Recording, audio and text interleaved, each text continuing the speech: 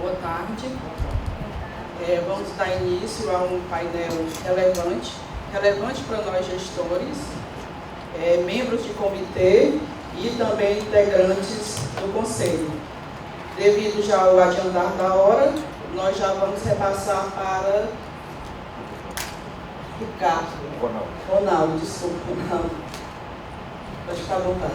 Bom, boa tarde a todos também. Eu vou ser bem objetivo, porque eu acho que o grande interesse e a grande oportunidade que se tem é de ouvir o órgão regulador, né, a CVM, aqui na figura do Daniel Maeda. Mas como consultor de investimentos, eu queria colocar para vocês, né, essa situação. Primeiro, esse nome que dá de fundos estressados, né, eu acho que é oportuna essa denominação. Antigamente costumava se chamar de fundos podres, né, ativos podres. Eu sempre fui muito contrário a isso, porque dá uma impressão que uma coisa podre você não recupera mais, né? E fundos estressados, existe sempre uma possibilidade de recuperação dos ativos.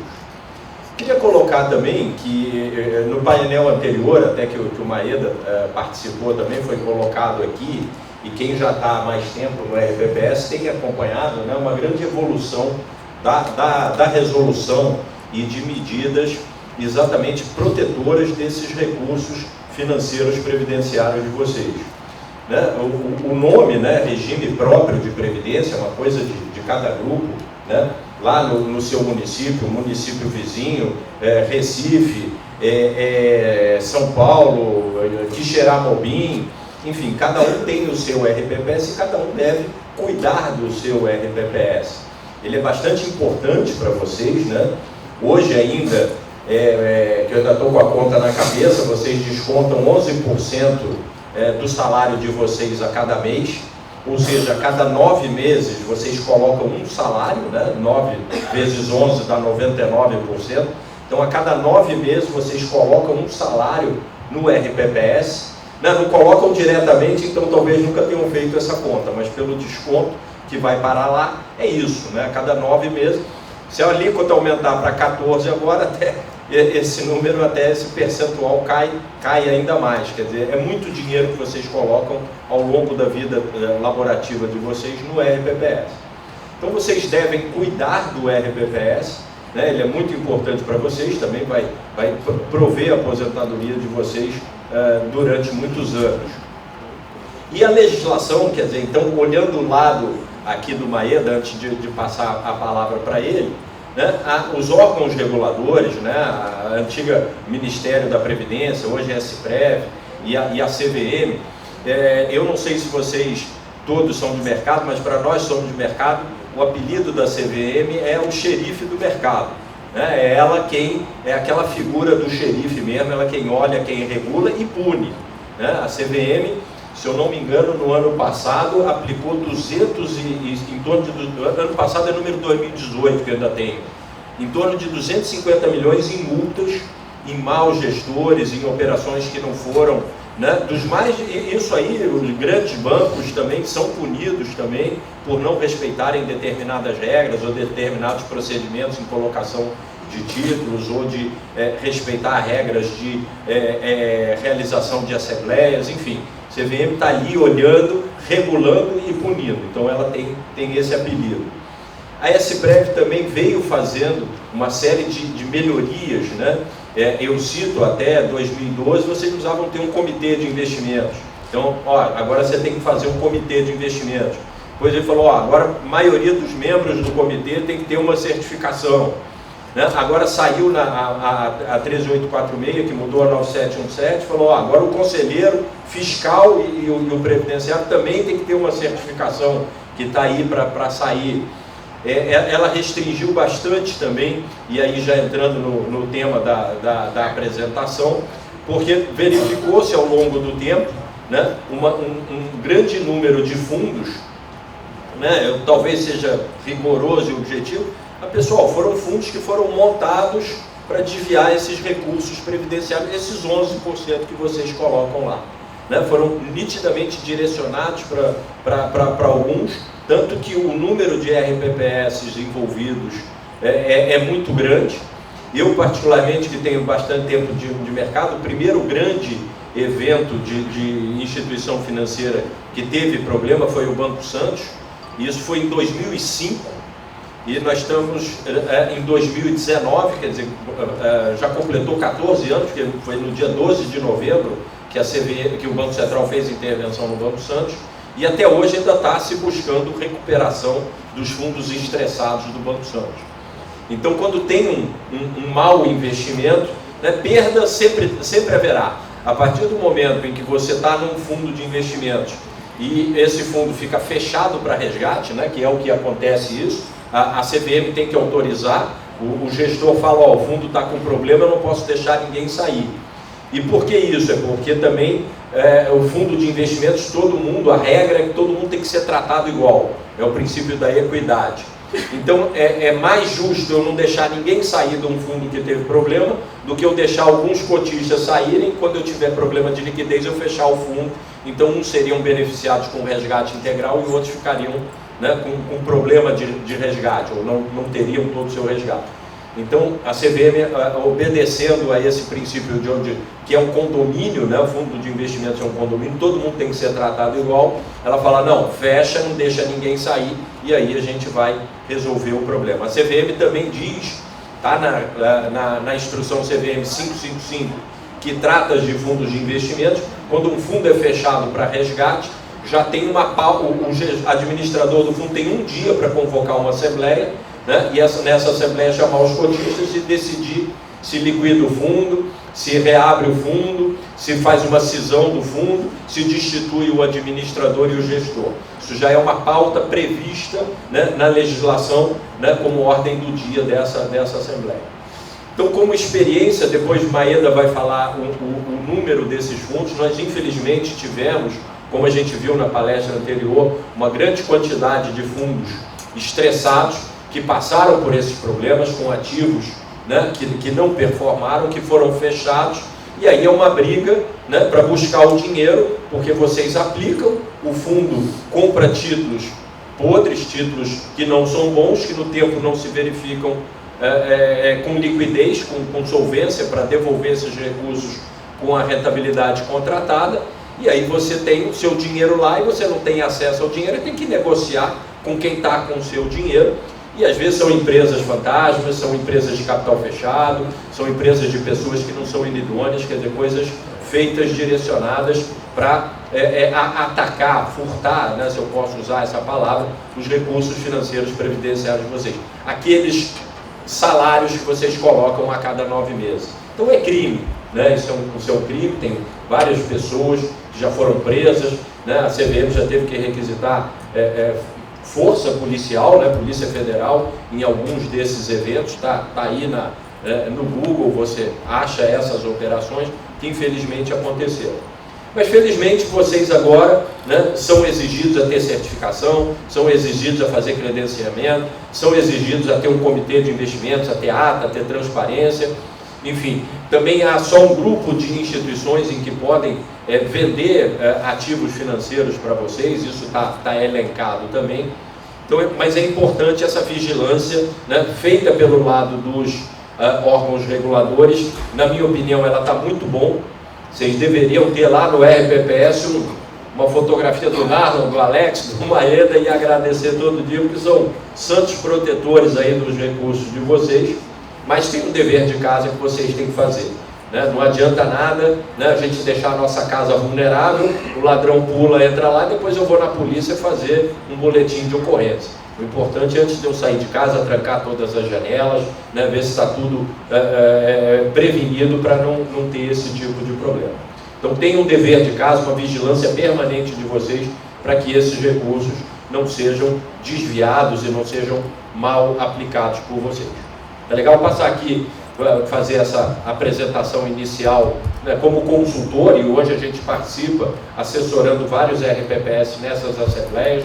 São coisas tensas, né, são negociações, são questionamentos que vocês recebem em Câmara. Já fui em RPPS, que já se abriu CPI na Câmara Municipal para aprovar e explicar problemas que aconteceram no sistema previdenciário. Então é um trauma muito grande, mas hoje vocês estão muito capacitados para que isso não ocorra, e os órgãos reguladores, né, e aqui passar a palavra para a CVM, como é que ela está se posicionando com relação a esses fundos estressados. Boa tarde, de novo, obrigado mais uma vez pela oportunidade de contribuir mais um pouquinho, trazer uma discussão agora emocionante, né, sobre fundos estressados. Realmente é um assunto nada trivial, com certeza, né, bastante complexo, e naturalmente aqui o meu papel de novo é de tentar enfim, né, mostrar a CVM como alguém que não está distante mesmo, né, dessa realidade, não é insensível a essa realidade, né? Obviamente tudo que a gente puder ajudar para desatar esses nós, né, que envolvem os fundos estressados, a gente vai fazer o possível para desatar, né? Eu tenho até o que? 5h30, é isso para falar? Eu só... 5h30, tá bom, 40 minutinhos aqui, que aí a gente já vai enquadrando, né? Eu fiquei meio preocupado com o comentário do Arroz ontem, né? Que eu não quero ser condenado à morte em 30 dias, né? Por passar do tempo, né? Então, assim, o que eu gostaria de deixar aqui de mensagens para vocês nesse sentido, né? Quando você fala de um fundo estressado, né? Acho que talvez seja a primeira coisa que a gente precisa explorar aqui, né? O que eu estou falando, né? O que é um fundo estressado, né? É um fundo irritado, bravo, né? Ou um fundo triste, deprimido, que ele quer mexer nele, né?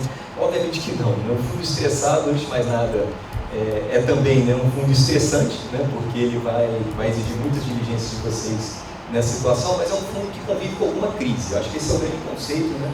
E, obviamente, diferentes tipos de crises, né? Você pode ter uma crise de liquidez nesse fundo, ou seja, né? O fundo até tem ativos, mas esses ativos não conseguem ser liquidados para satisfazer uma pressão de resgate, para satisfazer uma liquidação, etc. Né? Você pode ter uma crise de inadimplência mesmo, né? Que é a situação clássica do fundo que vira PL. Não sei se vocês todos já ouviram falar desse termo, né?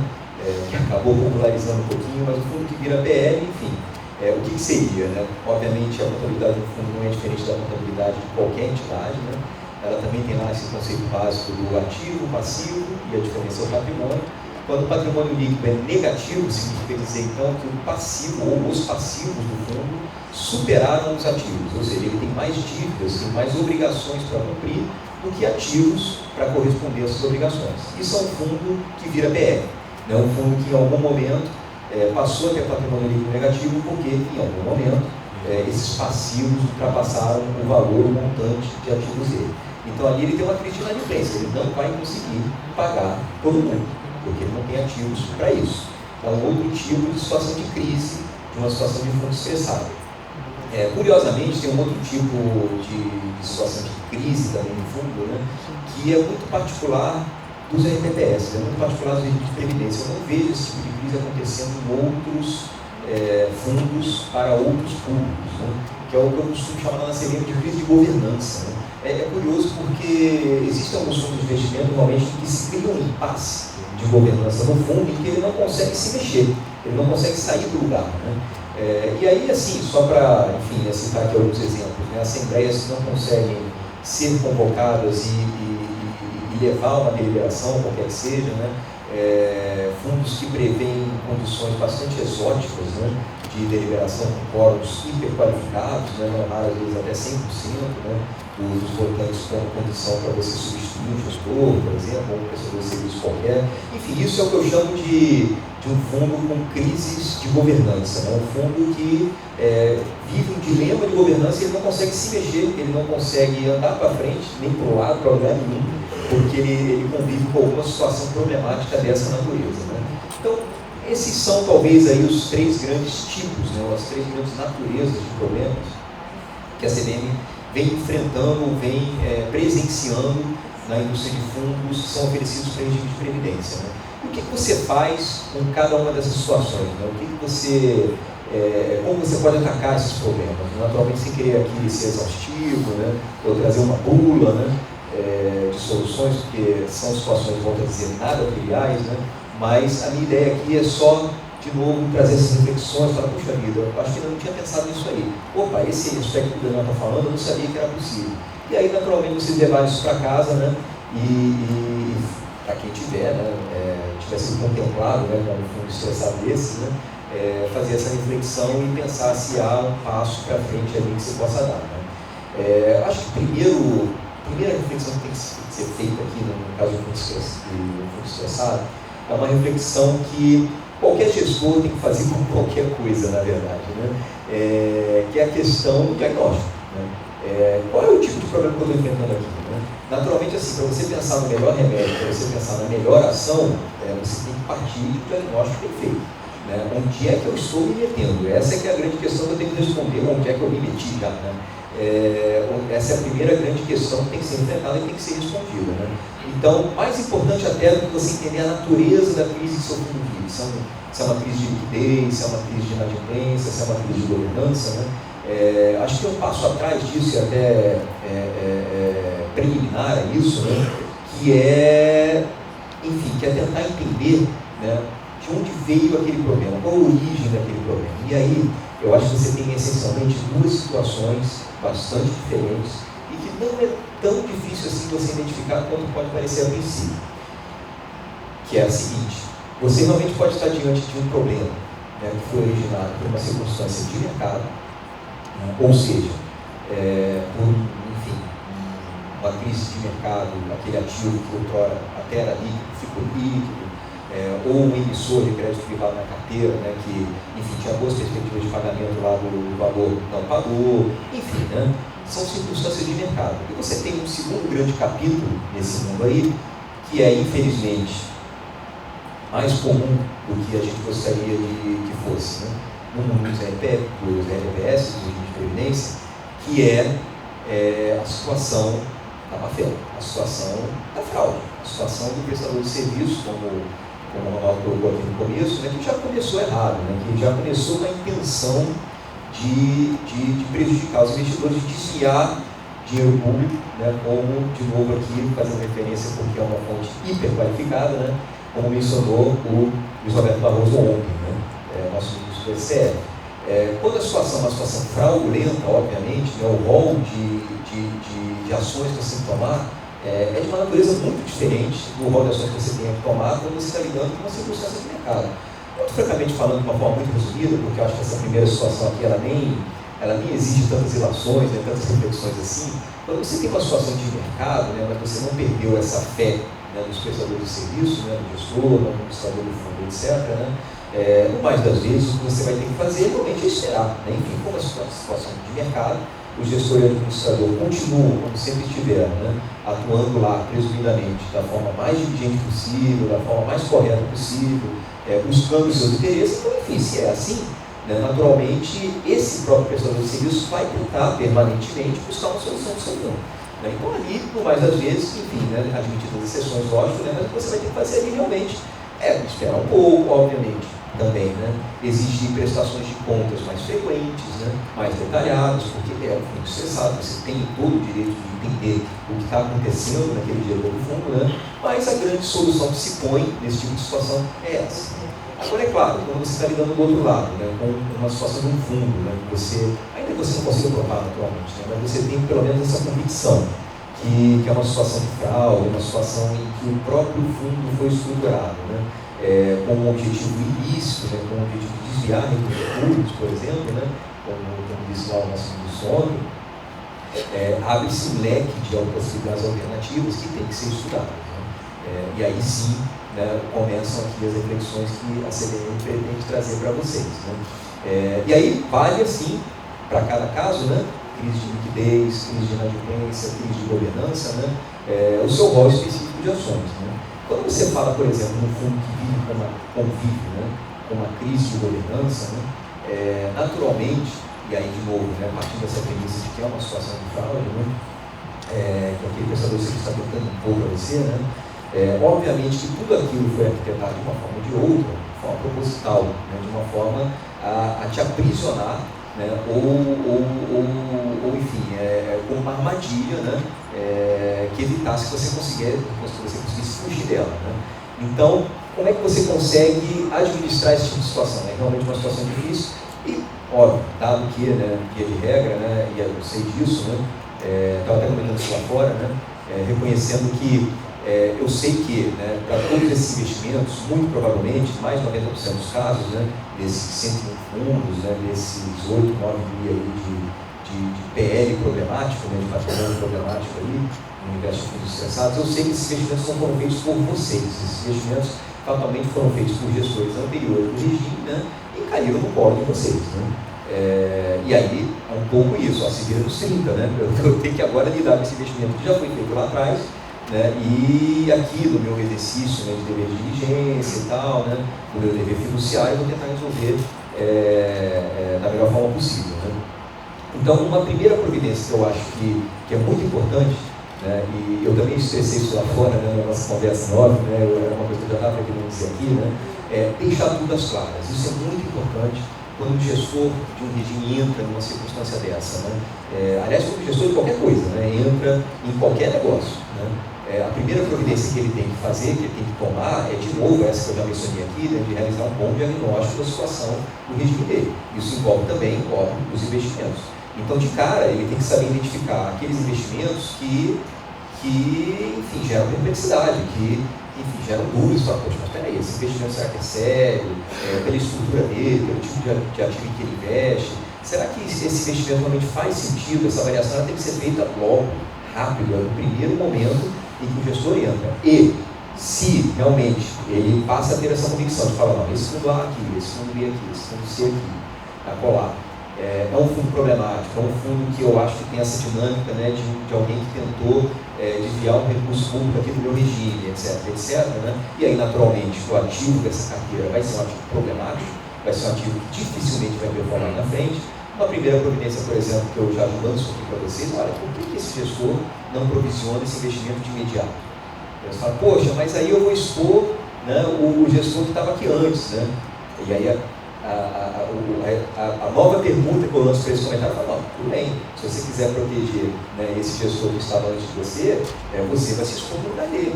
Porque o que acontece? À medida que o tempo passa e você não realiza que aquele investimento é problemático, não faz a provisão que deveria fazer sobre aquele investimento, a contrário senso, você está assumindo que o investimento ok, apesar de já ter identificado que não estava ok. Né? Então, de novo, aqui é um ponto de clareza, de transparência. Olha, se eu tenho a convicção de que aquele investimento vale menos do que está marcado ali, né, eu tenho, né, na verdade não é uma opção, né, eu tenho o dever de provisionar aquilo, eu tenho o dever de marcar aquilo ao preço que eu acho que aquele investimento vale.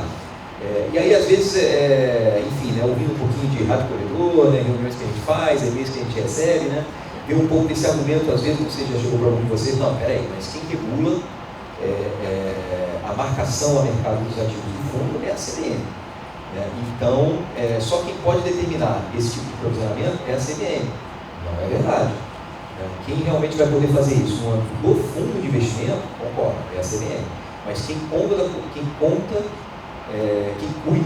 né, da contabilidade do regime é o gestor do regime. Ele é o responsável central por essa contabilidade, percebe? Então, ainda que aquele investimento lá no fundo esteja marcado pelo administrador do fundo a, sei lá, 10 milhões, se você acha que aquele investimento não vai te retornar 10 milhões, vai retornar 5, vai retornar 1, não vai retornar nada, você tem que marcar isso imediatamente na sua carteira. Acho que isso é uma primeira providência assim, muito saudável do gestor do regime, porque ele se protege muito fazendo isso. Ele fala, olha, está aqui, eu entrei, a primeira coisa que eu vi, desconfiei desde o princípio, então já está marcado, provisionado, etc. Daqui para frente vamos tentar tocar essa discussão, mas em bases mais saudáveis, sem ninguém, eventualmente, em algum momento do futuro, poder chegar para mim, por exemplo, e, poxa, você é corresponsável, por que quando você entrou não fez nada? Né? Esse tipo de discussão é muito ruim e acaba enviesando, percebe? Acaba induzindo, né, o próprio gestor do regime a um comportamento errado.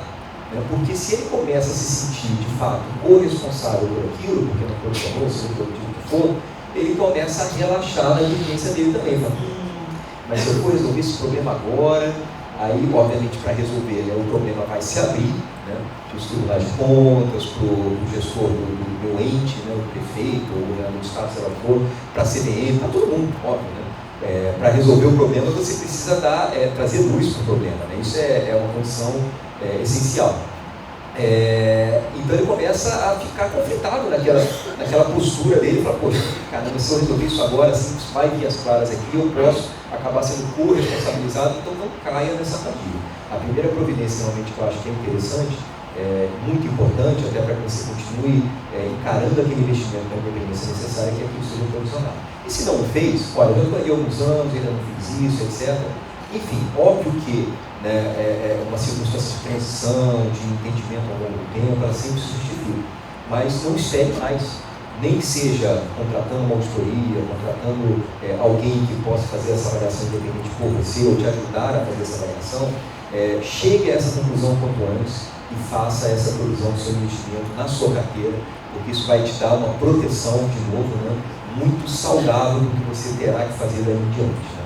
Mas, enfim, ultrapassado esse ponto, né, ok, vamos supor ali, né, eu fiz essa provisão, agora vamos correr atrás aqui da solução do problema, deixa eu ver se eu consigo recuperar esse ponto. Né? Óbvio que quando você tem essa situação, por exemplo, da crise de governança, né, por vezes o que o prestador de serviço acaba fazendo é se aproveitar das coisas como elas são. Ele obviamente conhece, né, a realidade da vida, a realidade das coisas, sabe eventualmente da dificuldade que você tem de convocar e realizar uma assembleia, de eventualmente trazer regimes de previdência que podem ter investido valores, vamos dizer, não pequenos, não são pequenos, mas assim, valores menores, né, do que o ticket médio, né, e aí podem não ver uma justificativa para viajar para um outro estado, para fazer assembleia distante, etc. E tal. Enfim, obviamente o prestador de serviço sabe disso tudo, né, ele sabe da dificuldade, às vezes, que esse cotista, né, esse regime de previdência, terá de comparecer a uma assembleia. Mas, de novo, eu faço esse convite, aqui é uma outra reflexão, comparecer às assembleias, especialmente em situações de fundos estressados, votar nessas assembleias, entender as situações que envolvem aquele fundo antes de votar nas assembleias é absolutamente fundamental. Se o cotista ele se furta a exercer esse direito, realmente ele fica e ficará para sempre, né, refém daquele prestador de serviço. Ele vai tomar todas as decisões praticamente sozinho, né? Ou, sei lá, diante da presença de dois RPPS aí, né, que tenham conseguido comparecer à Assembleia e, infelizmente, né, também no mundo dos RPPS, como no mundo dos fundos de investimento, tem RPPS e tem RPPS. Né? Sempre houve, né, não tem jeito, da vida também, sempre haverá aquele RPPS que, desde que a fraude não envolva, né, enfim, prejudicar os outros não será um problema dele. Né? Então, deixar esse RPPS sozinho, eventualmente, como já vi acontecer, né?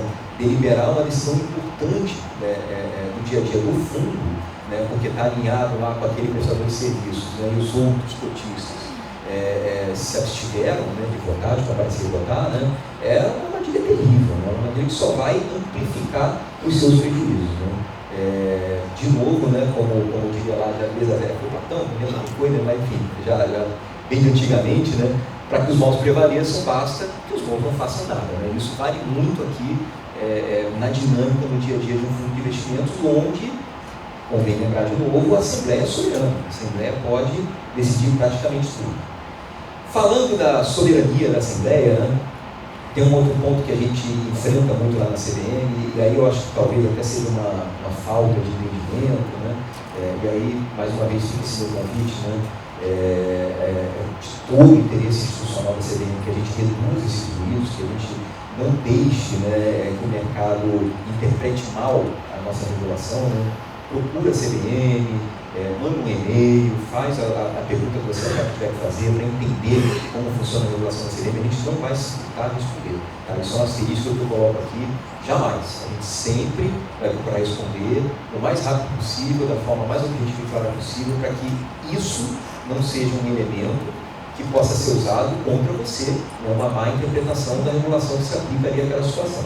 Então, um exemplo assim, muito concreto de uma má interpretação da norma, né, que eu já vi acontecer, né, no âmbito das assembleias, né, diz respeito ao que se pode deliberar em assembleia. Gente. Assim, de fato, eu digo isso aqui com todo o endosso, né, da regulação da CVM, né, a Assembleia é soberana para decidir o que for. Né.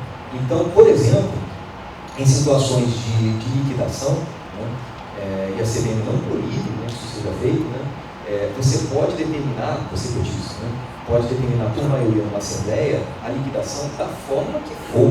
Né? Se você quiser fazer essa liquidação com pagamento em ativos, se você quiser fazer essa liquidação com pagamentos diferidos, se você quiser do jeito que for, você está liquidando o fundo, a liberdade que o cotista tem de determinar ao prestador de serviço como essa liquidação tem que ser feita é ampla, é completamente aberta. Né? Não existe limitação nesse sentido. Tá? Então é uma provocação assim, porque ele já chegou para mim mais de uma vez, às vezes consultas dessa natureza. Fala, poxa, mas o prestador de serviço está dizendo que a liquidação não pode ser feita dessa forma ou daquela forma. De jeito nenhum. A regulação da CVM não vincula, não restringe a forma como essa liquidação pode acontecer quando deliberada por meio de uma assembleia que, enfim, conclui e decide por essa liquidação. Então fica de novo aqui esse convite, né? Se vier esse tipo de discurso, esse tipo de questão numa assembleia, né? Opa, não, peraí, né? Isso não é verdade não. A assembleia ela pode se determinar para essa liquidação tem que ser feita e ponto final, né? Eu quero que ela seja feita dessa, daquela forma, etc. Né? De novo, mesmo fora de um cenário mais estressado por si, né? Um cenário estressado dentro de um fundo estressado, como a liquidação, ainda antes da liquidação, a amplitude para você decidir sobre o dia a dia do fundo também é muito grande, também é muito maior do que você pode cogitar a princípio. Né? E se quiser fazer pergunta, pode fazer, tá, gente? Fica à vontade aí que eu estou à disposição. Eu queria dar uma contribuição que cada cota equivale a um voto. Né? Então, a participação dos cotistas é diretamente proporcional ao volume de recursos aportados no início. Quem tem mais voto, quem tem mais dinheiro aplicado, vai ter mais votos na Assembleia. É verdade, é verdade. Tem até uma questão interessante assim, que eu gostaria de deixar para vocês também, né? Mesmo se for intransponível, né, essa questão da presença na Assembleia, né? Não esqueçam que existem mecanismos alternativos de você se fazer presente nessa Assembleia, né? Por exemplo, usando de mecanismos de procuração. Você pode indicar alguém, né, que, enfim, esteja mais próximo do local da Assembleia para te representar nessa Assembleia com, enfim, né, os poderes que você determinar, né, para votar em seu nome nessa Assembleia. Né? Então, assim, existem mecanismos aí, existem alternativas, né? Dependendo do regulamento do fundo, pode também ser usado mecanismo de consulta formal e por aí vai, né? Mas existem mecanismos alternativos para viabilizar essa participação do cotista em RPPS ou de qualquer cotista, né? Numa Assembleia de fundos, tá? Mas, assim, com certeza a participação dos RPPS em qualquer fundo nunca vai ser muito pequena, né? Porque o investidor institucional sempre vai investir recursos relevantes, né, naquele fundo, pode não ser majoritário, etc., mas sempre vai ser um cotista ali, né, com alguma participação significativa. Né? Mas, como eu estava dizendo, mesmo antes da liquidação, você tem uma amplitude também para definir e decidir coisas, né, que não pode ser deixada de lado. Né? Pegando aquele meu exemplo da crise de governança ainda, né, e dessa situação de regulamentos de fundos que prevêem quórums hiperqualificados. Né? De fato, assim, a única restrição que a gente tem na nossa regulação para o estabelecimento de quórums hiperqualificados é para a substituição ou restrição, né, do administrador do fundo aberto. Né? Esse quórum realmente não pode passar, se houvesse uma previsão dessa em regulamento, seria ilegal, ela seria irregular, né? Não pode passar de 50% mais uma das cotas. Né? Mas, tirando isso, é fato, a regulação da CVM ela também confere uma liberdade grande para se estabelecer esses quóruns. Né? Mas, se você não tem a possibilidade de alterar esse quórum, né? Porque usualmente esse quórum para substituição de gestor costuma vir acompanhado de um quórum igualmente qualificado para mudar o regulamento. Né? É tudo meio que já arquitetado, né? Mas se não tiver, naturalmente, você pode, enfim, via alteração de regulamento, mudar esse quórum. Né? Mas ainda que exista um quórum de 100%, por exemplo, né, para alteração de regulamento também, ainda assim você pode deliberar outras coisas. Por que não deliberar, por exemplo, uma cisão? Olha, se você tem aqui 80% dos cotistas são insatisfeitos com aquele gestor, né? Que era até o caso concreto, né? Não existia nenhuma previsão de quórum qualificado para operações societárias, então, cisão, transformação, incorporação, etc. Né? Por que você deliberar então uma cisão? 80% desses cotistas que estão insatisfeitos com a situação desse fundo e do seu prestador de serviço são cindidos, né? E aí a partir daí é criado um outro fundo, né, com um regulamento novo, que vai ser disciplinado nessa Assembleia, etc. e tal. E os cotistas que não concordam, perfeito, direito deles, não tem problema, permanecem nesse fundo original. Né? E aí esse fundo novo já pode começar com um prestador de serviço diferente. Então, assim, percebe que tem um rol de saídas, né, as coisas, e aí, de novo, como é que naquela situação concreta a situação foi resolvida, né, e daí, de novo, eu volto para o meu ponto, né, procurando a CVM. O cotista procurou a CVM e falou, poxa, eu como aqui, né, esse fórum é perverso, né, um fórum completamente desarrazoado, né, o que eu posso fazer aqui para resolver essa situação? E aí, enfim, em função das discussões, etc., né, foi esclarecido ali, obviamente que eu não vou dizer para o cotista o que ele tem que fazer, mas a gente mostra o que a regulação permite, né, o que a regulação da CVM permite não é pouco. Né, olha, você tem essa saída, você tem essa outra saída, você tem aquela outra saída, como eu acabei de expor aqui para vocês, e aí ele conseguiu lá encontrar, né, o caminho dele para se livrar dessa crise de governança. Falando um pouquinho para também não ficar muito aqui focado nas crises de governança, né, porque eu queria explorar um pouco também as crises de liquidez e de inadimplência. Né. Essas crises são mais complexas, sem sombra de dúvida, né, para você resolver, para qualquer cotista de qualquer fundo resolver, né, principalmente num cenário onde, né, de novo, é sempre a nossa premissa, né, você tem lá a convicção de que o agente ali está atuando de má fé, né, não está buscando o melhor interesse dos cotistas, etc. Né? Então, realmente, a situação é de um imbróglio terrível. Né? Uma primeira observação que eu faço, talvez até por isso que eu tenho me ver, né, hoje, né, é que realmente assim, não adianta você querer ser afobado nesse processo. Não tem muito jeito. O apressado realmente come tudo nesse tipo de situação. Fundos estressados por uma crise de liquidez ou por uma crise de adimplência são fundos estruturalmente problemáticos, né? São fundos que sempre terão em carteira ativos muito líquidos, os quais vai ser muito difícil você achar uma contraparte interessada na compra dele, pelo preço que for. Então, assim, não são situações onde pressa, de fato, ajude. Há que se ter uma certa serenidade, uma esperança também, né, legítima, né, de procurar resolver esse problema no tempo que foi exigido para resolver. Né? Vai levar tempo, não tem jeito. Infelizmente, o melhor seria, né, se aquele regime não tivesse entrado no problema, mas já que entrou, está envolvido no problema, há que se ter essa paciência, de fato, essa serenidade para tentar resolver o quanto antes, mas com calma, porque tentar sair apressado desse fundo realmente pode acabar, de novo, ampliando, pode acabar alavancando o prejuízo desse cotista, desse regime que está no fundo. Né? Então, naturalmente, né, uma das saídas, né, que a gente tem visto no mercado, né, também passa pela substituição dos prestadores de serviço. Aliás, assim, né, se essa relação de fiducia, essa relação de confiança, está quebrada, né, entre os prestadores de serviço e os cotistas, né, de fato, assim, eu acho que qualquer solução que você imagine vai ter que passar, né, pela substituição dos prestadores de serviço, porque, enfim, né, você não confia mais, né, legitimamente ali, né, com base nas suas convicções, de fato, enfim, das circunstâncias concretas ali, você não confia mais no que ele está fazendo. Então, realmente, assim, não tem jeito, né? Qualquer solução que você imagine ali vai passar pela troca do administrador, do gestor do fundo, principalmente. Né?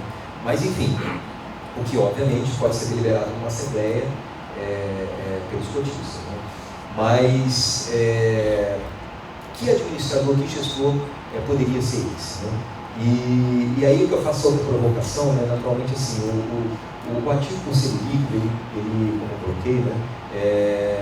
Enfim, existe uma dificuldade muito estrutural decorrente da própria natureza daquele ativo, né? Para que você consiga vender esse ativo no mercado. Né? Então, a própria escolha do prestador de serviço talvez já tenha que partir, ou, enfim, né, andar em paralelo com a sua busca por uma contraparte que ofereça essa saída. Né? E a gente tem visto alguns fundos com esse tipo de situação. Né? Um gestor, um administrador que se propõe, né, a assumir a administração, a gestão daquele fundo, com esse propósito específico de resolver esse problema. Olha, eu tenho sim uma contraparte, banco de investimento, por exemplo, né, como é no dia a dia deles, né, lidar com esses negócios, né, usualmente eles têm esse tipo de proposta. Obviamente não posso aqui ficar listando participantes, né, quando eu fiscalizo todos eles, mas gestores especializados em ativos estressados também, né, eles são conhecidos. Né? no mercado, nesse mercado de distressed, como a gente chama, né? Então, esses bancos de investimento, esses gestores de nicho, né, de ativos estressados, eles, por vezes, trazem a reboque, né, junto com a possibilidade de passar a prestar o serviço de administração e gestão, essa possibilidade de uma contraparte para aquele ativo lá. Fala, olha, eu tenho sim alguém que se interessa, naturalmente, né, bem provável com algum desconto ali, né, e faz parte. Aliás, isso é uma outra mensagem que eu vejo também para fundos estressados, né? Você querer recuperar a integralidade do valor só vai estressar mais, assim, não adianta, né? O ativo está estressado mesmo, né? O fundo não vai recuperar tudo aquilo que teria potencial para recuperar. Acho que tem que existir também essa avaliação madura, né, da parte do cotista, de que, olha, eu tenho que realizar aqui alguma perda nesse fundo, nesse ativo, etc., né, para conseguir sair dele. Infelizmente, essa vai ser a regra, né? Mas, enfim, mesmo assumindo aí que o cotista já tem essa serenidade, já tem essa franqueza consigo mesmo, né, de que aquela perda ela já está posta, né? Não é que eu esteja realizando aquela perda naquele momento, aquela perda já aconteceu, né? Só falta realmente eu realizar essa perda, né? Partindo dessa premissa de que o cotista está ciente, está consciente, está sereno em relação a isso, né? Às vezes esses gestores, bancos de investimento, etc., de nicho, né, eles podem sim ser uma porta de saída, e a gente tem visto algumas situações concretas específicas aí um pouco nessa linha, né? E aí ele já vem com um pacote, né? Olha, eu assumo o fundo, a gestão e a administração do fundo, e também, né, já trago aqui uma proposta de uma liquidação ordenada, né, para esses ativos estressados do fundo.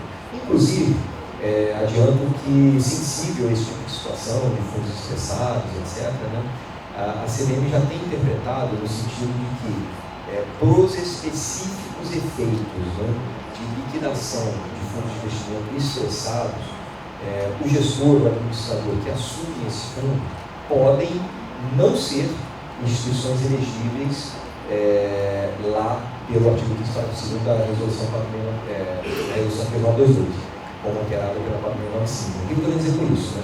Você tem lá, a partir da 4695, né, que é a 4622, né, resolução do Conselho Monetário Nacional, você tem lá uma lista de 40 e poucos, né, administradores e gestores que podem oferecer fundo de investimento para vocês, para regimes próprios de previdência. Se a proposta do gestor, do administrador, for especificamente a de conduzir um processo de liquidação ordenada com um fundo estressado, né, isso não é entendimento só meu, é entendimento conjunto nosso, como a SPREV, né, ele pode não ser uma instituição dessa lista. Tá? A gente amplia um pouco mais, porque realmente esse segmento de gestores e bancos, né, de ativos estressados é um segmento que não raro, ele não casa com aquela lista que está lá. A gente reconheceu essa realidade, né? E naturalmente o que nos interessa é que esses problemas sejam resolvidos. Né? Então existe sim esse tratamento excepcional por parte da CVM e da SPREV de conceder essa excepcionalidade, né, de um administrador e um gestor não elegíveis assumindo esse fundo. Né? Marina, deixa eu te fazer uma colocação. Nesse ponto específico, quando há uma troca do prestador de serviço, a anuência da CVM, a CVM é chamada para aprovar o plano de liquidação, ela entra nessa ruptura do fundo de alguma maneira? Tá. A gente não costuma aprovar o plano de liquidação em si. O que a gente costuma aprovar é a operação, né? Ou como eu coloquei aqui, né? A substituição do prestador de serviço, né? As condições desse prestador de serviço. Quem vai aprovar, de fato, esse plano de liquidação que o novo gestor, o novo administrador vai apresentar, são os cotistas de novo. Né? Lógico que, perceba assim, que não é um exercício de tirar da reta não, tá, gente? Assim, uma coisa é a CVM aprovar, assinar embaixo do plano de liquidação. Isso a gente não faz. Mas isso não significa que a gente não possa ajudar o cotista nesse processo. Né? Se o cotista ficou perplexo com alguma questão do plano de liquidação, não sabe dizer se aquele aspecto particular do plano de liquidação atende a ou não, se é possível ou não, procura a CVM, não tem problema nenhum. A CVM, de novo, não vai se furtar a dizer, naquele caso concreto, se aquilo é possível ou não. Mas, de fato, essa decisão de mérito, né, essa decisão de gestão, que é uma decisão de gestão, né, vai caber ao cotista, do fundo, em última instância, ao regime de previdência. Ele vai dizer, olha, estou ok com esse plano de liquidação, não estou ok, pense em outro. Né? Sem problema nenhum. Mas aí percebam, né, a nuance do que eu estou colocando. Né? Não o fato da decisão não caber a CVM não significa que a gente esteja lavando as mãos, né? Estamos aqui sim para ajudar a esclarecer qualquer aspecto que esse cotista tenha numa situação como essa, né? Uma última provocação aqui que eu queria fazer, em 5 minutos que me restam, é a respeito que aliás foi uma inovação que provocada, né, por todas as situações de fundos estressados também, que é a situação da Lei de Liberdade Econômica, né? A Lei Federal 13.874, né, que alterou nesse aspecto, né, o Código Civil, não sei até que ponto vocês acompanharam isso, mas agora o Código Civil tem um capítulo específico para os fundos de investimento, né? É um leito super antigo do mercado, né, da CVM também, né, de se ter, né, uma previsão legal e genérica, né, que a gente tinha a Lei 8.668 específica para os fundos imobiliários, né, mas se tem uma lei genérica, né, com bases gerais que disciplinassem o funcionamento do fundo de investimento. Bacana, essa lei saiu. Aliás, devo dizer, esse processo legislativo, né, da conversão da LP 8.1, né, na Lei 13.874, foi um processo extremamente saudável, bacana, transparente, ouvir a CVM inúmeras vezes. Eu posso dizer assim que, enfim, a gente está alinhado em praticamente tudo que consta na lei, né? E entende, inclusive, assim, os bastidores de cada um daqueles artigos da lei, porque discutimos a fundo, realmente em muito detalhe, cada dispositivo da lei. E aí eu trago à tona justamente um dos dispositivos que a lei trouxe, que foi o novo artigo do Código Civil, 1368E, em especial o seu parágrafo 1º. O que fala esse parágrafo 1º do artigo 1368E do Código Civil agora, né, dentro do capítulo de fundo de investimento? Fala do regime de insolvência.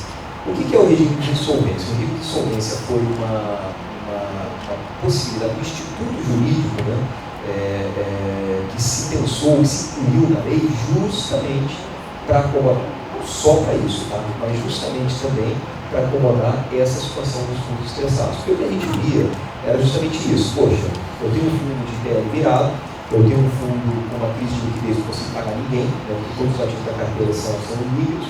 O que eu faço? Né? E eu não faço nada. Né? O fundo fica se arrastando, né, ao longo do tempo. O regime de insolvência ele veio com uma tentativa na lei para resolver isso. O que basicamente diz o regime de insolvência? Que, olha, você tem que liquidar esse fundo no estado em que ele se encontra. Né? E se houver credores do fundo, né, que podem, inclusive, ser os próprios cotistas, no caso, em alguns casos, né? Mas assim, raros, né? Não tanto envolvendo regimes, né? Mas enfim. Os eventuais credores desse fundo, né, quem ainda tem direito ao crédito desse fundo, pode vir a ser, enfim, não pago, né, pode vir a não receber o recurso que tem direito. Né. O regime de insolvência ele vai dizer essencialmente isso, né, olha, paga o fundo do jeito que está, né, se você não conseguir satisfazer todos os débitos, todas as obrigações que esse fundo tem, assim ficará. Né, e aquelas, vamos dizer, aquelas contrapartes do fundo, né, determinadas ficarão sem o seu crédito perante o fundo satisfeito. Né. É uma saída, obviamente, assim, bastante forte, né, mas é uma saída que a lei passou a prever, reconhecendo essa circunstância que a gente, enfim, já não é de hoje, né, talvez hoje a gente tenha um estoque maior em função dessa situação, mas é uma situação que vem desde a do Banco Santos, como o Ronaldo lembrou, né, ou antes disso até, né, ganhou proteção do Banco Santos, né? É uma situação que acontece, e alguma solução tem que ser pensada para ela. Então o regime de insolvência veio com essa pegada. Né? Ainda assim, a grande questão em relação ao regime de insolvência, como em relação a tudo mais que está na lei, é que a CVM pretende regulamentar isso, para dar mais segurança jurídica, clareza de quem pode fazer o quê, se existe uma lista de preferência de qual credor que você tem que satisfazer primeiro, e se existe quem é esse credor que você tem que satisfazer primeiro. Né? E essa regulamentação não existe ainda. Né? Mas alguns regimes já me procuraram, eu sou absolutamente sensível ao argumento deles, que olha, na minha situação, eu tenho aqui uma situação estressada, né? Muito sensível, eu preciso resolver o quanto antes, vou gozar da faculdade da existência de uma lei, né, que já me permite fazer isso, eu vou fazer, ainda que não tenha uma regulamentação da CVM, etc.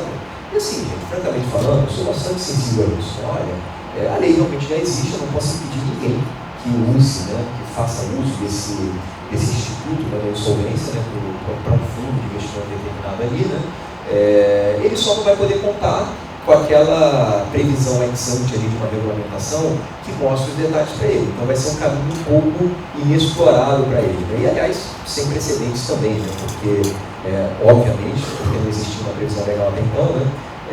A gente não tem um histórico de fundos com insolvência declarada, né? Então assim, a gente realmente não tem hoje uma base, uma referência, né, que possa ser usada por esse cotista interessado, né, para guiar o processo de insolvência dele. Mas, enfim, naturalmente, esse processo, da forma como ele acontece, como se o cotista, né, optar por esse caminho, né, ele vai ter que respeitar as regras que já existem na CVM, né? E o que eu acho que tem de importante hoje nas regras que podem dar alguma luz, né, para quem optar por esse caminho, né? Primeiro, né, e o mais importante, o que eu já falei, né, aqui algumas vezes ao longo da nossa conversa, né? O cotista é soberano. Assim, essencialmente a Assembleia convocada para esse fim, que vai deliberar o que fazer, como fazer, quem pagar primeiro, quem pagar depois, etc. Né? Então hoje essa é a regra, né, para tudo mais na regulamentação de fundos. Vai ser diferente com o regime de solvência, dado que não existe uma regulamentação específica nossa ainda para isso, né? Segundo, obviamente, né, princípios gerais do direito, né, boa fé objetiva, né, vou citar aqui de novo palavras do Barroso ontem, né, não passe a perna em ninguém, né, isso é sempre uma regra de ouro, né, atue com boa fé, em linha com os interesses do seu regime, mas, enfim, né, e com transparência também, naturalmente, né. Essas são as regras gerais, talvez assim, né, não são muitas de fato, né, como dá para perceber, né, que talvez possam guiar o que tem que seguir nesse caminho. Mas o fato é que, desde a edição dessa lei em setembro, acho que foi em setembro, agosto, setembro, foi agora, né? Desde a edição dessa lei, realmente se abriu um leque novo para os cotistas dos fundos, né, de possibilidades para tentar administrar esse problema dos fundos que convivem com crise de liquidez ou de inadimplência, né, PL virado, né, ou ativos muito ilíquidos, né? E, enfim, a experiência dirá. O que eu posso prometer aqui do lado da CVM é que isso tem que ser tratado justamente por essas circunstâncias, né?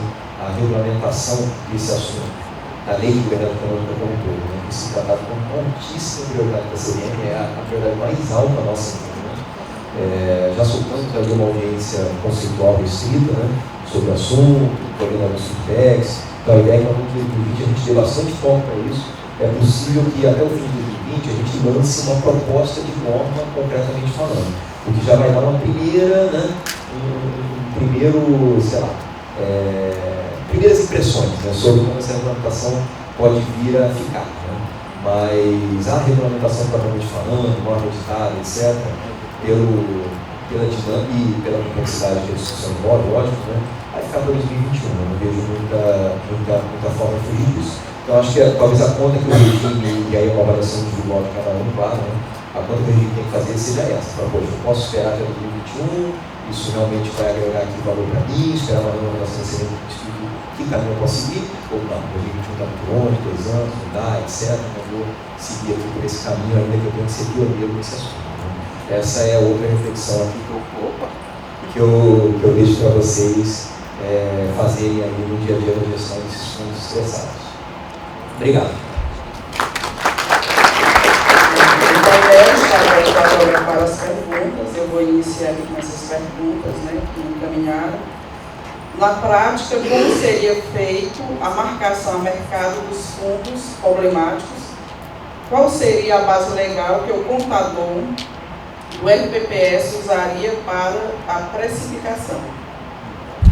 Gente, assim, naturalmente, correndo o risco aqui de invadir um assunto que não é da minha competência, né, que aí, justamente em função disso, uma falha de conhecimento dos detalhes, né, mas até onde é o meu conhecimento, existe essa possibilidade contábil do regime de previdência contabilizar provisões para perdas de investimentos. Então, seria um investimento marcado ali IPC da valor original, mas com essa provisão associada para possíveis, né, ou prováveis perdas no investimento. Deixa eu só complementar, Maeda, me corrige.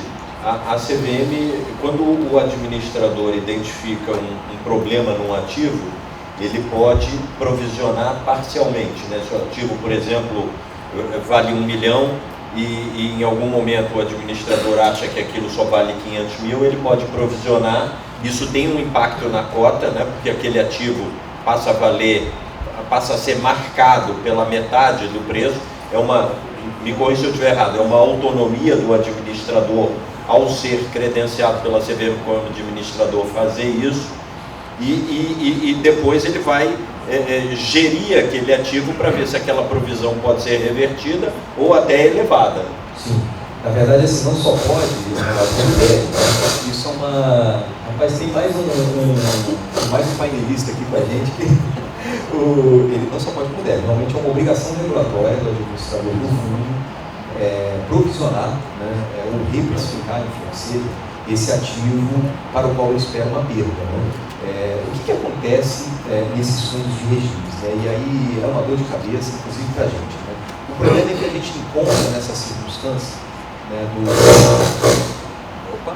do ativo que merece ser reavaliado, mas não a gente encontra uma circunstância de um alinhamento de interesses em fazer errado. O que eu estou querendo dizer com isso? Né? O administrador não vai querer marcar um ativo, né, a princípio, porque ele recebe taxas de administração calculadas em cima do valor em que esse ativo está marcado. Então, se ele provisiona esse ativo a metade do valor original, ele passa a receber uma receita de metade da que ele recebia antes. Então, obviamente, ele já tem um interesse inicial de segura aí, né, não vou remarcar não, deixa quieto, etc. Né? Somado a isso, o próprio regime na ponta também não tem interesse que essa marcação seja feita, porque, de um lado, evidencia, né, para aquele momento, a existência de um problema, né, naquele fundo, o que, obviamente, vai jogar um certo holofote ali na situação daquele fundo, daquele investimento, etc. e tal, né? E, mais a mais, também acaba agravando uma eventual situação de déficit atuarial, né? Porque aquele investimento marcado a um valor inferior, né, expõe, né, um buraco atuarial ou até, enfim, né, para aquele regime que, obviamente, ele não quer ter. Né? Então, como eu costumo brincar assim, realmente é o tal do alinhamento perverso de interesse, né? Porque nenhum dos dois quer que aquele investimento seja marcado ao valor correto. Mas, assim, não raro, e realmente já foi objeto de muitas ações de supervisão da CVM, eu não consigo nem dizer quantas, né? Já tivemos que determinar muitas vezes para administradores de fundos que eles remarcassem os ativos da carteira justamente diante dessa percepção de que eles não estavam fazendo, apesar de serem obrigados a fazê-lo. Então isso é um problema de supervisão, assim, uma dor de cabeça para a CVM, bem complicada mesmo, e não raro aí, ou em regra, né, envolve uma falta de diligência mesmo, de descumprimento do administrador do fundo da regulação que incide sobre ele. E aí, complementando, né, caso aconteça essa reprecificação do ativo, vai ter um impacto na cota, e aí vai ser emitido um extrato no final do mês com um novo valor de cota. E isso é um documento legal para ser utilizado pela contabilidade. O extrato do fundo com essa nova marcação é um documento legal, mas até onde eu sei, não existe nenhuma legislação, isso é entendimento global, né, com relação a isso. Você tem a obrigação do administrador de precificar... Isso, se acontecer, vai dar um impacto na cota, vai dar um impacto no patrimônio, e no final do mês, quando ele emitir um extrato, isso vai ficar, né, e esse extrato é enviado para o cotista, e é com esse extrato que ele escreve a contabilidade dele. Isso. Eu acho que foi o objeto da pergunta, né? Qual é a base legal, né, da reprecificação dos ativos?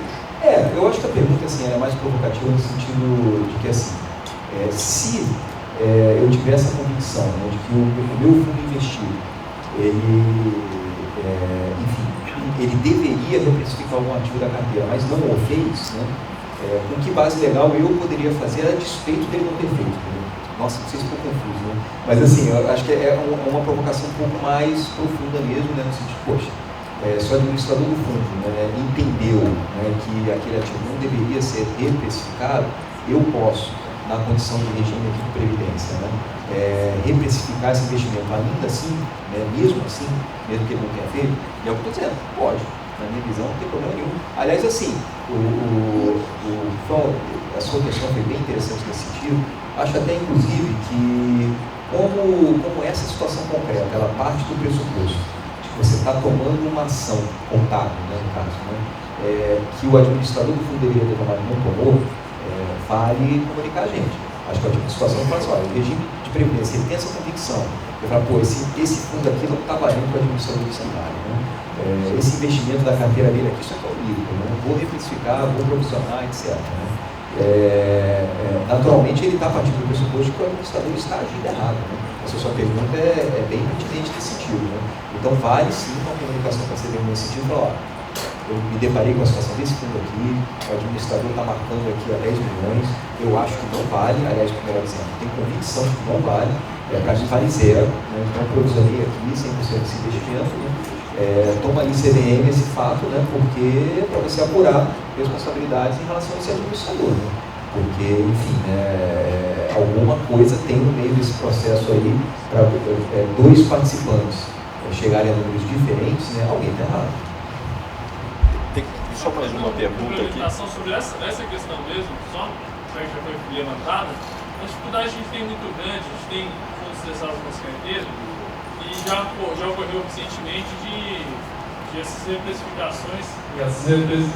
Boa tarde, João Marcos São Sebastião, São Paulo.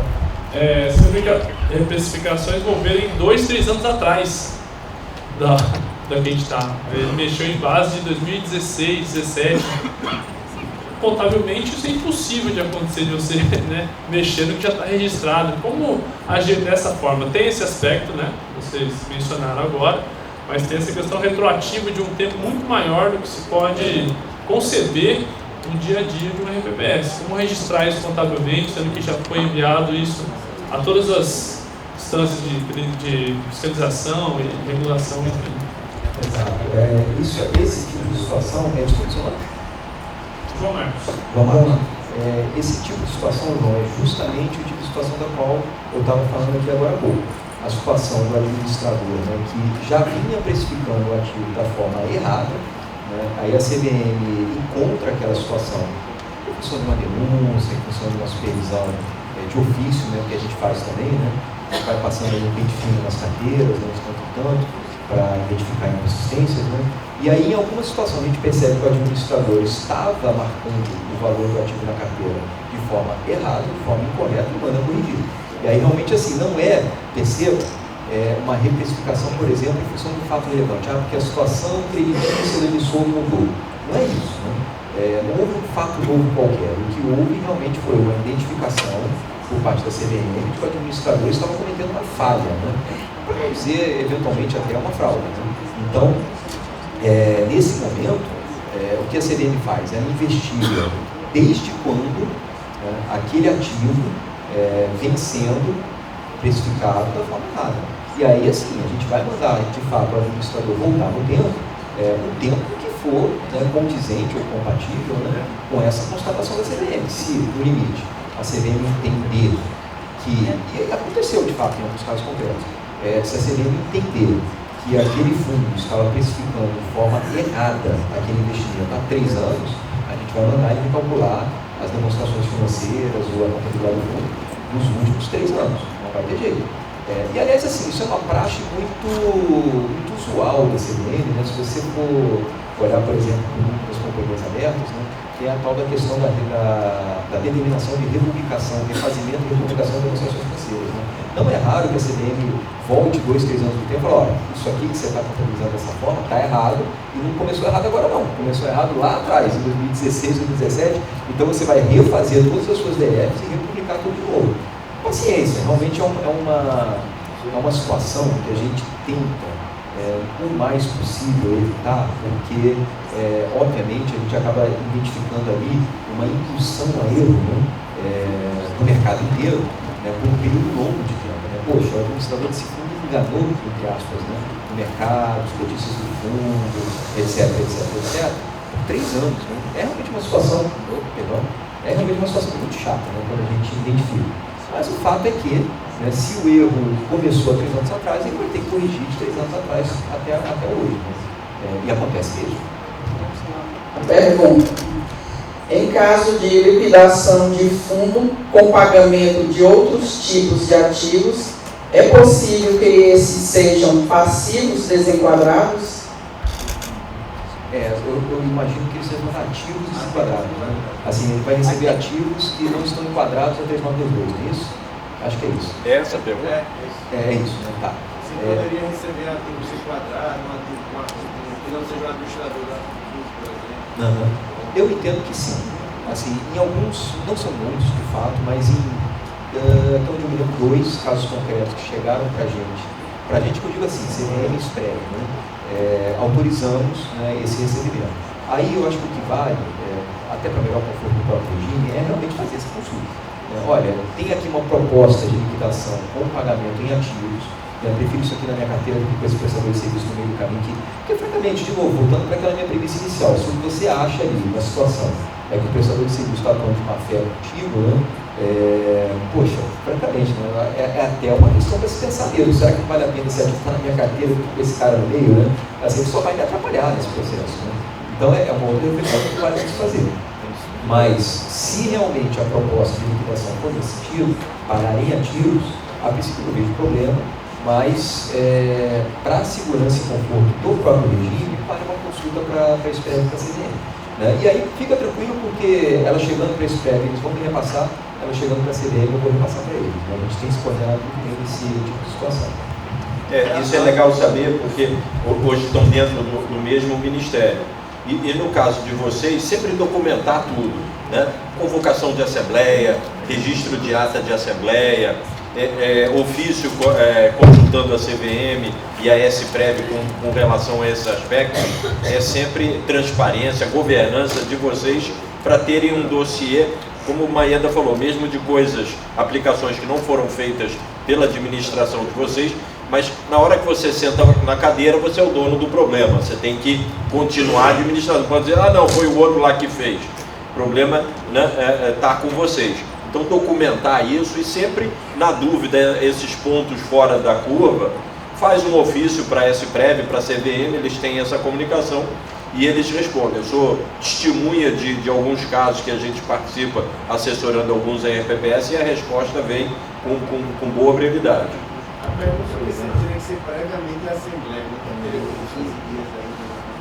Não, você não tem problema, assim, eu acho que essa... A Assembleia pode ser suspensa, né, enquanto se dirime uma dúvida. Sim, ou isso, assim, soluções que eu tenho visto vão no sentido de uma Assembleia com eficácia condicionada, entendeu? Assim, você delibera na Assembleia, mas determina lá que será consultada, escreve a CVM, e caso eles aprovem, né, ela vai ser levada a efeito. Então você não precisa nem, assim, esperar para decidir. A decisão é uma coisa, né, a manifestação dos reguladores vai ser uma outra coisa, né, que pode, sim, condicionar, né, os efeitos práticos daquela deliberação, né, sem problema nenhum. Mais alguma pergunta? Só uma coisa, deixa eu só complementar. Vocês são o dono do dinheiro, quem manda na Assembleia são vocês. Então o que o Maeda está falando, em caso de dúvida, olha, suspende, vamos consultar e depois retoma a Assembleia. O fundo é de vocês, né? Os outros são prestadores de serviço. Então eles estão prestando um serviço a vocês. Vocês estão pagando por ele. Então vocês são autônomos, são donos da decisão no voto de vocês. Já que você falou no Banco Santos aí, lá o gestor, o conselheiro, o diretor eram outros, mas eles seguiram a legislação. O pessoal do Banco Santos aplicou 200 mil. Desses 200 mil recebeu 70%, 140 mil, tem 60. Aí você falou na insolvência aí, você acha que tem esperança de receber 60 mil de volta? Olha, não tenho a menor ideia. Olha, eu vou tomar a liberdade de responder. É importante que vocês participem das Estamos participando, o gestor nosso sempre participa. Até onde eu sei, foram negociações feitas e aprovado lá atrás em Assembleia, né? Eu participei disso no início. E alguns devedores falaram, tudo bem, eu pago, mas eu preciso de 240 meses, né, 10 anos, que foram aprovados limites e prazos de liquidação. Então, se isso ainda estiver vigente, né, então a Assembleia é o melhor lugar para saber. Como o Maeda falou, os 200 todos, e essa conta, né, acho até um número nominalmente, né, você investiu 200 e recebeu 140, está muito bom. Mas se ainda tem créditos a receber que estão negociados, a Assembleia e o atual administrador, se eu não me engano é a Macroinvest, né? Não sei se o documento que você está na mão aí é exatamente um extrato do administrador, mas é o local ideal para você obter essa resposta. Mas até onde eu sei, ainda tem algumas prestações finais para serem recebidas de alguns devedores. Lá no fundo tem alguém levantando a mão que eu acho... Estou aproveitando para aprender um pouquinho com o Ronaldo, porque eu realmente não estou acompanhando de perto a situação da sanção. Então eu até posso saber. A nova administradora é a Orla. É a Orla DTVM que está. Então a Orla DTVM é o novo administrador do fundo, é quem se deve enviar um ofício, né? É sempre importante, eu não sei no caso de vocês, atualizar o endereço, né? Porque se tiverem assembleias ou algum fato relevante, alguma coisa que eles achem vocês, né? Então é importante, primeira coisa, ver se o cadastro de vocês lá na Orla tá ok, tá no endereço correto, e-mail, CEP, tudo para receber isso, e sempre mandar ofício e pedir esclarecimentos com relação a futuros recebimentos ou a atual situação do fundo. Isso é normal e ele não pode se furtar a responder. Se ele não responder, você reclama lá na CVM, que tem espaço para isso, e aí a CVM, de posse disso, vai apurar e pressionar para que ele te responda. Correto? Pois vamos agora às considerações finais. Ronaldo e Daniel. Bom, é isso, todo cuidado aí, tem um bom dever de casa que vocês têm que fazer, né? Eu sempre gosto de citar, se vocês fizerem tudo que está previsto no artigo 1º da resolução 3922, né, e nos seus parágrafos, vocês vão evitar todos os problemas com fundos estressados. Que é o credenciamento, que é a diligência, a boa-fé, a ética, o cuidado, a motivação, né, a pesquisa. Se vocês praticarem aquilo, entrar em fundos ruins, né, com dolo, como a gente falou, vai ser muito difícil. É óbvio que existem situações de mercado, como a Maeda também colocou, que às vezes trazem estresse para o fundo, mas não porque é dolo, não porque é uma coisa direcionada ou mal feita ou com má intenção. Às vezes condições de mercado furam e atrapalham a tese de investimento. E o fundo pode ter um problema de liquidez, sem dúvida nenhuma, mas isso é uma outra situação, é risco de mercado, né? Não é risco de falta de obediência à legislação.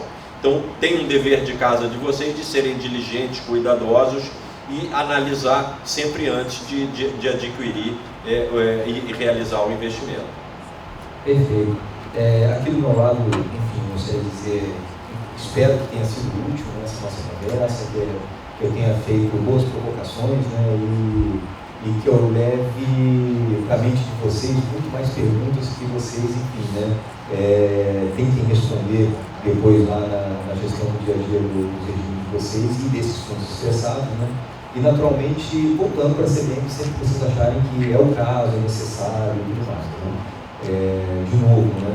É a mensagem que eu tento passar aqui a cada momento que eu tenho a chance, né? A casa está aberta, né? A CVM está à disposição para esclarecer o que for necessário. Na verdade, esse input, né, de vocês em relação às situações concretas, né, é bastante valioso para o nosso trabalho de supervisão e fiscalização. A gente aqui acabou até navegando por alguns exemplos, né? A situação lá do administrador que deveria remarcar o ativo não remarcou, eu tenho que fazer isso lá com a autoridade do regime, né?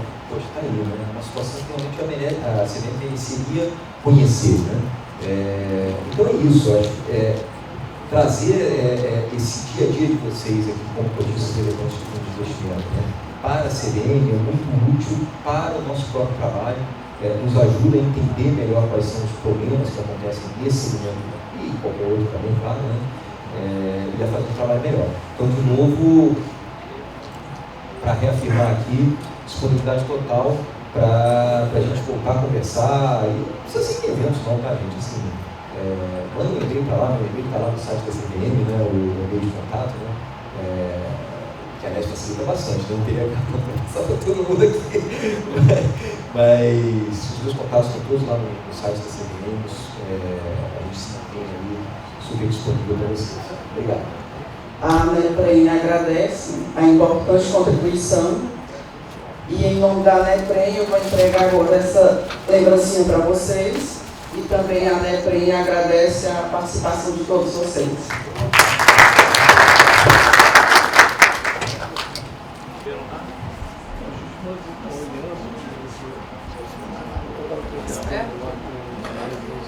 Espera que o meu assistente está dando as coordenadas. Pronto.